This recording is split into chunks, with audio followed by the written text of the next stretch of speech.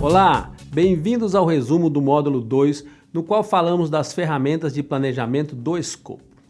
E em particular, estamos falando da EAP. Existem diversos conceitos que são dignos de nota aqui, mas permitam-me começar com um que é muito importante, que é a própria definição do escopo. Nos cursos que dou de gestão de projetos, normalmente faço essa pergunta aos meus alunos. O que você quer dizer com escopo? Ou como o definiriam? Quase sempre recebo respostas muito diferentes. O conceito que temos de escopo pode variar muito. A definição em si não é simples, mas vale a pena esclarecê-la para saber exatamente o que estamos planejando. Eu apresentaria duas ideias básicas. Primeiro, estamos planejando o que deve ser feito, e esse é o primeiro passo no processo de planejamento. Em seguida, vemos prazos, custos, riscos e outros temas que vamos ver ao longo dos módulos seguintes. A segunda ideia é que o escopo pode ser definido como tudo que deve ser incluído no projeto, tudo que deve ser feito para cumprir os objetivos que nos propusemos no módulo 1. E quando falamos sobre tudo, refiro-me ao trabalho. E o trabalho pode ser definido por dois elementos: resultados e atividades. Vale a pena ter isso claro antes de iniciar o processo de planejamento. Agora, durante o módulo 2, conversamos sobre uma ferramenta muito interessante que é a EAP. EAP é a sigla que significa Estrutura Analítica do Projeto. É uma tradução do inglês WBS, Work Breakdown Structure, que é uma ferramenta que foi desenvolvida há alguns anos, mas que ainda é muito útil, que oferece muitos benefícios e que nos permite determinar o âmbito do projeto de forma detalhada, fornecendo uma lista que vai do geral ao particular. Deixe-me utilizar um gráfico para enfatizar 2 ou 3 conceitos adicionais. A primeira coisa que fizemos foi definir o objetivo do projeto. E muitas pessoas que trabalham em projetos supõem que, se este objetivo já está claro e definido, elas podem gerar a partir daí uma lista de coisas a fazer, isto é, uma lista de atividades e começar a trabalhar na definição desta lista. Porém, fazer uma lista de atividades é uma tarefa pouco eficiente e muito arriscada. Dar um salto tão grande de uma ideia que é o objetivo para múltiplas ideias que são as atividades, em geral, pode resultar em esquecimento de algumas dessas atividades.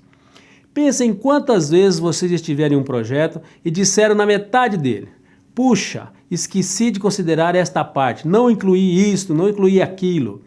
Isso frequentemente ocorre porque uma lista é um formato que não nos dá todas as informações quando queremos fazer esta divisão. O que dizem os especialistas sobre a origem desta ferramenta EAP? Em vez de dar um único salto, é melhor dar vários saltos pequenos, ou seja, fazer a divisão deste objetivo de forma gradual. Depois, se necessário, volte a decompor cada um desses elementos menores que sejam mais detalhados e específicos. Se necessário, prossigam a um nível adicional até que atinja o nível conhecido como o nível do pacote de trabalho, que é o último nível da EAP. E para completar este componente ou resultado, agora podemos fazer uma divisão de atividades. Este pacote de trabalho é o elemento que estamos procurando e assim como fizemos uma divisão do geral para o particular e analisamos o projeto, é também muito importante verificar se o que eles estão fazendo tem sentido. É fundamental verificar se a soma das atividades que vocês dividiram de um elemento maior, quando eu as agrego e tenho todos esses elementos concluídos, se estou garantindo o cumprimento do que estava planejado um nível acima. A EAP deve ser feita de cima para baixo, mas deve ser verificada de baixo para cima. Pratique e utilizem pensando também no outro tópico sobre o qual conversamos durante o módulo, que ao fazer esta divisão, alguns erros podem ocorrer. Permitam-me recordar com vocês os erros que normalmente cometemos. Mencionamos 4. O primeiro é a ambiguidade. Outro poderia ser uma definição incompleta, ou uma definição pobre ou fraca, ou uma definição sem a participação da equipe, e talvez isso seja o mais importante e que mais vale a pena destacar. A construção da EAP deve ser sempre um esforço de equipe. Não é bom pensar que se poderia definir todas as informações do projeto sozinho. A equipe do trabalho sempre deve ser convocada para que o conhecimento de todos possa contribuir para a divisão desse escopo.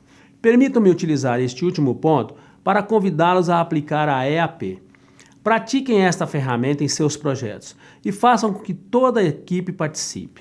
Durante o módulo também falamos que é uma estratégia muito boa usar post-its para evitar ter de desenhá-la, mas simplesmente colá-los na parede para fazer a divisão. O uso de ferramenta como essa permite que a equipe colabore e que o conhecimento de todos contribua para o melhor plano possível. Utilizem a EAP. Os benefícios se tornarão evidentes nos seus projetos. Muito obrigado e vejo vocês no próximo resumo.